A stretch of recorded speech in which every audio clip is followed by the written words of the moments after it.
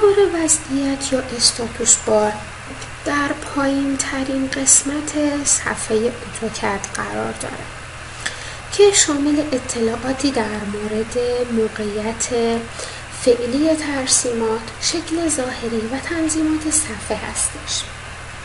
هر کدوم از این آیکون ها نشون دهنده حالت تنظیمات هستند که در مورد نحوه کار با آنها صحبت خواهیم کرد. هر کدوم از این آیکون ها با یک بار کلیک روشن و یا خاموش میشن. در حالت روشن رنگ آیکون ها به رنگ آبی هستش، اما در حالت خاموش رنگ اونها به رنگ طوسی خواهد بود. آیکون کلین اسکرین در قسمت راست صفحه زمانی مورد استفاده قرار میگیره که کاربر از مانیتورهای کوچیک یا لپتاپ استفاده میکنه و صفحه کاری اون بسیار کوچیک هستش.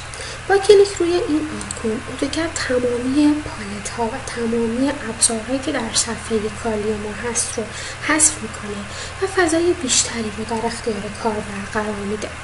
با کلیک مجدد روی آیکون و آنی کردن این آیکون در واقع مجددا پالت های اتوکد ظاهر خواهد.